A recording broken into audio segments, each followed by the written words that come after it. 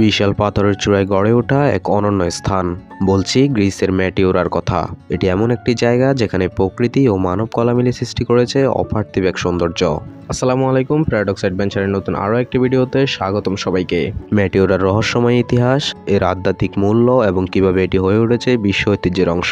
আজকের ভিডিওতে আলোচনা করব সবকিছু, সো দেখতে থাকুন শেষ পর্যন্ত। ম্যাটিওরা শব্দটির অর্থ আকাশে ভাসমান। খ্রিস্টীয় নবম শতাব্দীতে এই পাথরের চূড়াগুলোতে প্রথম আশ্রয় নিয়েছিল খ্রিস্টান সন্ন্যাসীরা।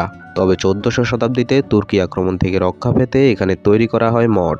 এই মঠগুলোতে সন্ন্যাসীরা নিজস্ব জীবনযাপন করতেন, প্রার্থনা করতেন এবং আধ্যাত্মিক শান্তি খুঁজতেন। সেই সময় এখানে 24টি মঠ ছিল, যার মধ্যে এখন মাত্র 6টি বেঁচে আছে। মেটিওরার মঠগুলো শুধুমাত্র স্থাপত্যের কারণে নয়, আধ্যাত্মিক কারণেও বিখ্যাত। সন্ন্যাসীদের কাছে এটি ছিল এক ধরনের আধ্যাত্মিক আশ্রয়স্থল। এখানে আসা মানে পৃথিবীর মায়া থেকে মুক্তি পাওয়া এবং আত্মার সন্ধান করা। ম্যাটিওরা আজও ধর্মীয় ও আধ্যাত্মিক স্থাপনা হিসেবে বিশ্বজুড়ে পরিচিত। ম্যাটিওরার প্রকৃতি ও স্থাপত্য যেন একে করে তুলেছে এক জীবন্ত শিল্পকর্ম। এখানে পাথরের গঠনগুলো প্রায় 60 মিলিয়ন বছর আগে তৈরি হয়েছিল, যখন সমুদ্র ধীরে ধীরে শুকিয়ে যায়। পাথরের উপরে মঠ নির্মাণ ছিল একটি চ্যালেঞ্জিং কাজ। মঠগুলোতে যাওয়ার জন্য কোনো সিঁড়ি ছিল না। সন্ন্যাসীরা সে সময় দড়িতে ঝুলে ঝুলে সেখানে উঠতেন।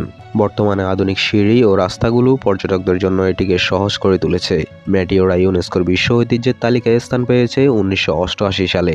এটি শুধু পর্যটকদের জন্য নয়, বরং গবেষক ও ঐতিহাসিকদের জন্য একটি মূল্যবান স্থান। প্রতি বছর হাজার হাজার মানুষ ম্যাটিওরার মঠগুলো দেখতে আসেন। তাদের জন্য এটি কেবল একটি দর্শনীয় স্থান নয়, বরং আধ্যাত্মিক এক অভিজ্ঞতা।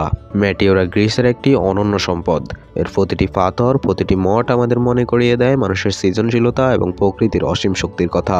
আজ এই পর্যন্তই ছিল। ভিডিও ভালো লাগলে লাইক করতে পারেন, আর আপনি যদি এ ধরনের ঐতিহাসিক রোমাঞ্চকর ভিডিও পছন্দ করে থাকেন তাহলে সাবস্ক্রাইব করতে পারেন প্যারাডক্স অ্যাডভেঞ্চারকে।